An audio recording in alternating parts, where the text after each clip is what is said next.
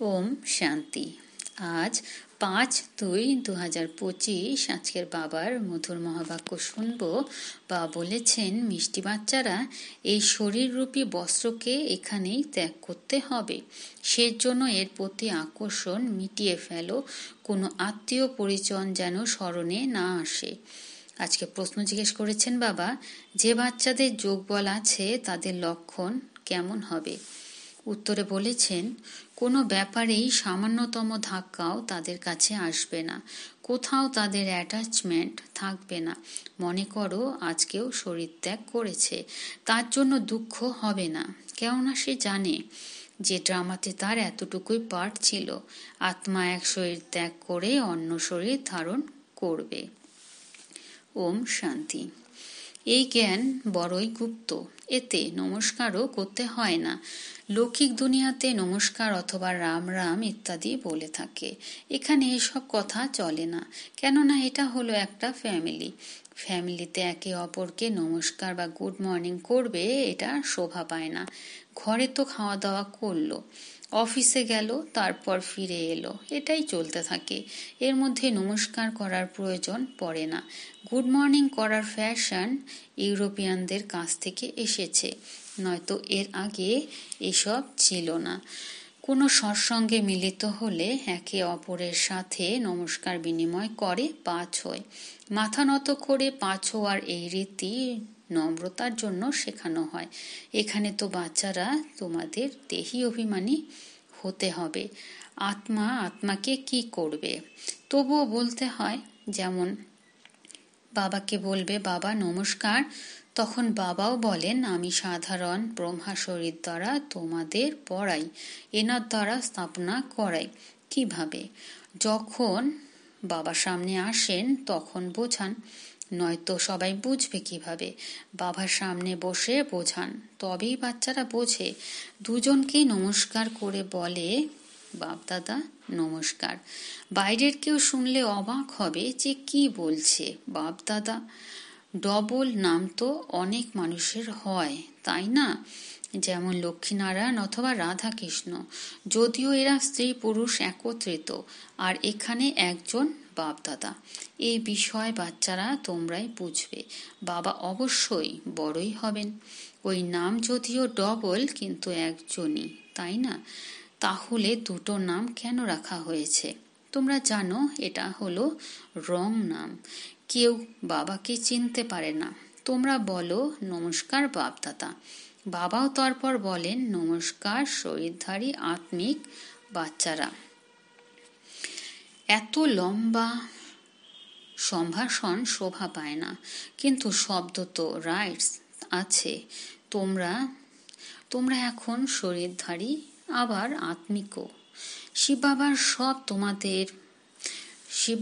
সব আত্মাদের পিতা, আবার অবশ্যই প্রজাপিতা ব্রহ্মার সন্তানরা ভাই বোন। এ হলো প্রবৃত্তি মার্গ। তোমরা সবাই ব্রহ্মাকুমার কুমারী হলে প্রজাপিতাও প্রমাণ হয়ে যায়। এর মধ্যে অন্ধশ্রদ্ধার কোনো প্রশ্নই নেই।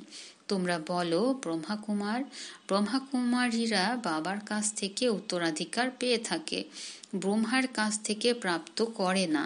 ব্রহ্মাও শিব বাবার সন্তান। সূক্ষ্মবতন নিবাসী ব্রহ্মা বিষ্ণু শঙ্কর, এরা হলো রচনা। এদের রচয়িতা শিব।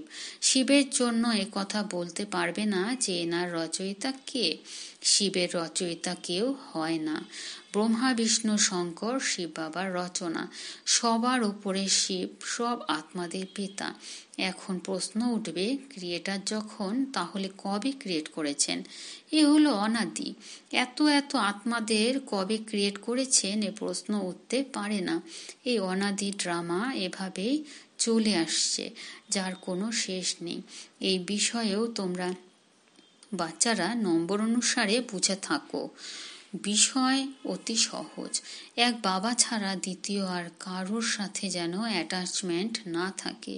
কেউ মরে বা বাঁচে, গাওয়াও হয়ে থাকে, মায়ের মৃত্যু হলেও হালুয়া খাও, আমাম্মারে তভি হালুয়া খানা। কেউ মারা গেলে চিন্তার কিছু নেই, কেননা এই ড্রামা অনাদি। ড্রামানুসারে তাকে এই সময় যেতেই হবে। এখানে কি বা করার আছে? এতটুকু দুঃখিত হওয়ার কিছু নেই। এটাই হলো যোগবলের শক্তি। নিয়ম বলছে সামান্যতম ধাক্কাও তোমাদের আসা উচিত নয়। সবাই হলো অ্যাক্টার্স, তাই না?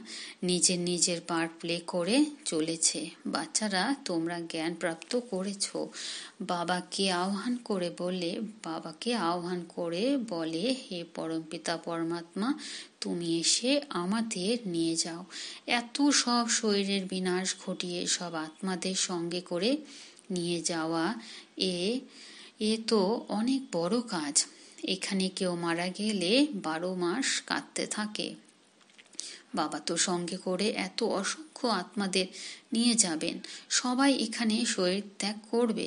বাচ্চারা জানে মহাভারতের লড়াই শুরু হলে মশার মতো আত্মারা যেতে থাকবে। ন্যাচারাল ক্যালামিটিসও হতে থাকবে। সম্পূর্ণ দুনিয়াকে বদলে দেবে। এখন দেখো, ইংল্যান্ড, রাশিয়া ইত্যাদি কত বড় বড় দেশ রয়েছে। সত্যযুগে কি এসব ছিল? দুনিয়াতে এটা কারোর বুদ্ধিতে আসে না যে আমাদের রাজ্যে এরা কেউ ছিল না। একটাই ধর্ম, একটাই রাজ্য ছিল। তোমাদের মধ্যেও নম্বর অনুসারে বুদ্ধিতে সঠিকভাবে ঢুকবে। যদি সঠিক ধারণা হবে, তবে সেই ঈশ্বরীয় নেশা সবসময় উচ্চ থাকবে। অতি কষ্টেই কেউ এই নেশা বজায় রাখে। আত্মীয় পরিজন ইত্যাদি সব দিক থেকে মনকে সরিয়ে এনে এক অপার খুশিতে স্থিত হয়ে যাওয়া অতি চমৎকারিত্ব এতে। তবে হ্যাঁ, এটাও অন্তিমে গিয়ে হবে। শেষে গিয়েই কর্মাতীত অবস্থা প্রাপ্ত হবে। শরীর থেকেও দেহভান ভিন্ন হয়ে যাবে। ব্যাস, আমি এখন চললাম। এটাই যেন বিষয় হয়ে যাবে। এটাই যেন কমন বিষয় হয়ে যাবে। যেমন নাটকের কুশীলবরা পাঠ শেষ করে ঘরে ফিরে যায়। এই দেহরূপী বস্ত্র তো তোমাদের এখানেই ত্যাগ করতে হবে। এই বস্ত্র এখানেই ধারণ করতে হয়, এখানেই ছেড়ে যেতে হয়। এসব নতুন বিষয় তোমাদের বুদ্ধিতে আছে, আর কারোর বুদ্ধিতে নেই। অল্প সবচেয়ে উপরে বলাও হয়ে থাকে ব্রহ্মা দ্বারা স্থাপনা, শঙ্কর দ্বারা বিনাশ, বিষ্ণু দ্বারা পালনা। আচ্ছা, শিবের কাজ তবে কি? উচ্চ থেকে উচ্চতম শিব বাবাকে কেউ জানে না। বলে দেয় উনি সর্বব্যাপী, সবকিছুই ওনার রূপ। সম্পূর্ণ দুনিয়ার বুদ্ধিতে এটাই দৃঢ়তর হয়ে গেছে। সেজন্যই সব তমপ্রধান হয়ে গেছে। বাবা বলেন, সম্পূর্ণ দুনিয়া দুর্গতিপ্রাপ্ত। আমি এসে সবাইকে সদ্গতি প্রদান করি। যদি সর্বব্যাপী হই, তবে কি সবাই ভগবান? একদিকে বলে সবাই ভাই, তারপরে বলে সবাই ফাদার্স। কিছুই বোঝে না। এখন বাচ্চারা, অসীম জগতের পিতা তোমাদের বলছেন, আমাকে স্মরণ করলে তোমাদের বিকর্ম বিনাশ হবে। তোমাদের এই দাদাকে বা মামাকেও স্মরণ করার প্রয়োজন নেই। বাবা বলেন, না মাম্মা না বাবা, ব্রহ্মা। কারোর মহিমা কিছুই নয়। শিব বাবা না থাকলে ব্রহ্মা কি করত? ব্রহ্মাকে স্মরণ করে কি হবে? তবে হ্যাঁ, তোমরা জানো যে ব্রহ্মা দ্বারাই আমরা শিব বাবার উত্তরাধিকার প্রাপ্ত করছি, এনার দ্বারা নয়। ইনি শিব বাবার কাছ থেকে উত্তরাধিকার প্রাপ্ত করেন। সুতরাং স্মরণ শিব বাবাকেই করতে হবে। ইনি তো মাঝখানে দালাল। একটি ছেলে আর মেয়ের যখন আশীর্বাদ হয়, তখন তো একে অপরকে স্মরণ করবেই, তাই না? বিবাহ করান যিনি, তিনি তো এদের মাঝখানে দালাল। ব্রহ্মা দ্বারা বাবা এঙ্গেজমেন্ট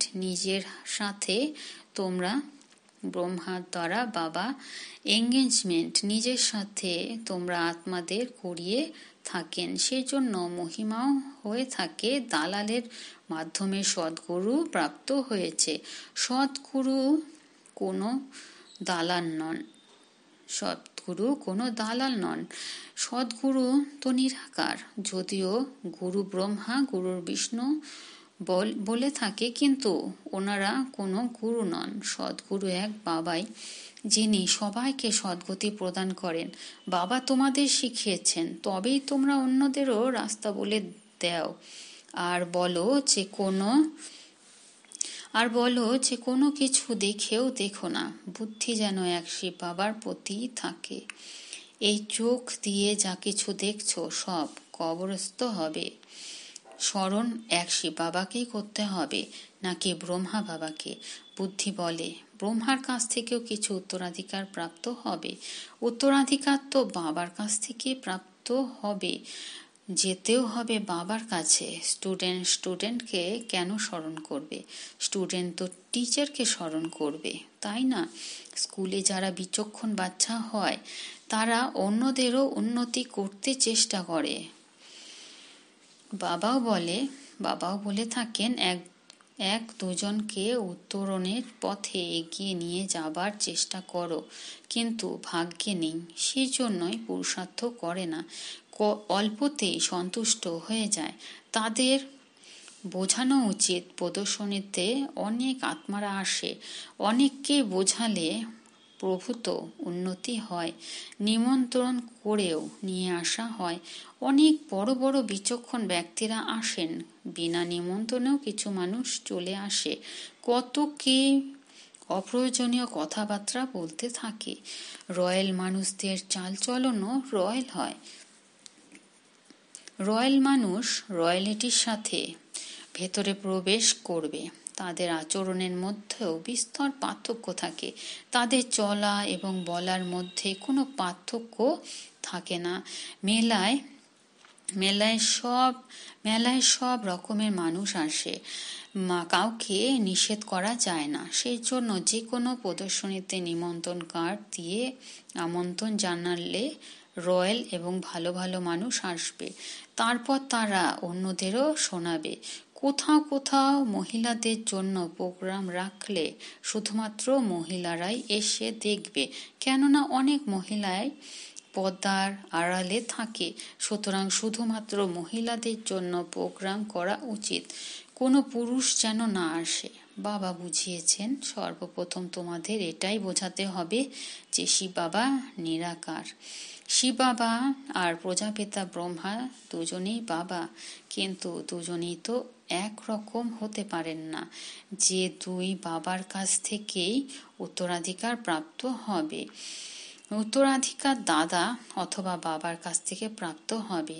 দাদার সম্পত্তির প্রতি সবার অধিকার থাকে। সে যেমনই সন্তান হোক, কুপুত হলেও দাদার উত্তরাধিকার প্রাপ্ত হয়ে যাবে। এসব রীতি এখানকার জন্য। বোঝাও যায়, কুপুত্রের হাতে টাকা পয়সা পড়লে 1 বছরের মধ্যেই সব উড়িয়ে শেষ করে দেবে, কিন্তু গভর্নমেন্টের নিয়ম এমনই যে দিতেই হবে। গভর্নমেন্ট কিছুই করতে পারে না। বাবা তো অনুভবী। এক রাজার সন্তান 1 কোটি টাকা 12 মাসের মধ্যেই শেষ করে দিয়েছিল। এক রাজার সন্তান 1 কোটি টাকা 12 মাসের মধ্যেই শেষ করে দিয়েছিল, এমনটাও হয়। শিব বাবা তো বলবেন না যে আমি এমনটা হতে দেখেছি। এই দাদা অর্থাৎ ব্রহ্মা বাবা বলেন, আমি এমন বহু দৃষ্টান্ত দেখেছি। এই দুনিয়া বড় দুর্গন্ধময়। এ হলো পুরনো দুনিয়া, পুরানো ঘরকে সবসময় ভেঙে ফেলতে হয়।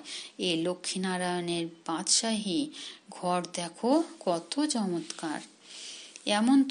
এখন তোমরা বাপদাদার দ্বারা বুঝতে পেরেছ এবং তোমরাই নর থেকে নারায়ণ হয়ে ওঠো। এই হলো সত্যনারায়ণের কথা। তোমরা বাচ্চারা এটা বুঝেছ, তোমরাই এখন সম্পূর্ণ ফুল তৈরি হচ্ছ। এতে ভীষণ সত্যতা থাকা উচিত।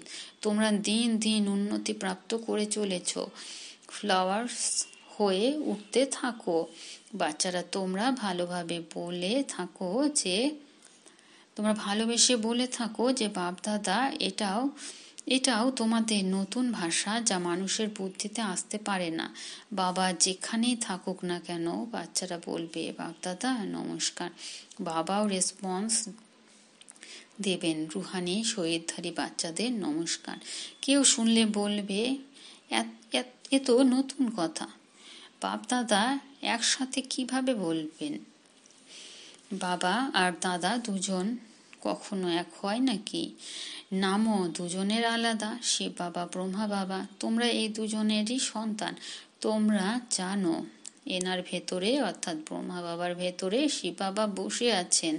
আমরা বাপ দাদার সন্তান। এটাও বুদ্ধিতে স্মরণ থাকলে খুশির পারদ ঊর্ধ্বগামী থাকবে। ড্রামার প্রতিও দৃঢ় বিশ্বাস রাখা উচিত। মনে করো কেউ শরীর ত্যাগ করেছে, এরপর অন্য শরীর ধারণ করে দ্বিতীয় কোনো পার্ট প্লে করবে।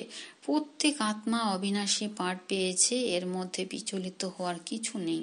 তাকে দ্বিতীয় কোনো পার্ট প্লে করতেই হবে।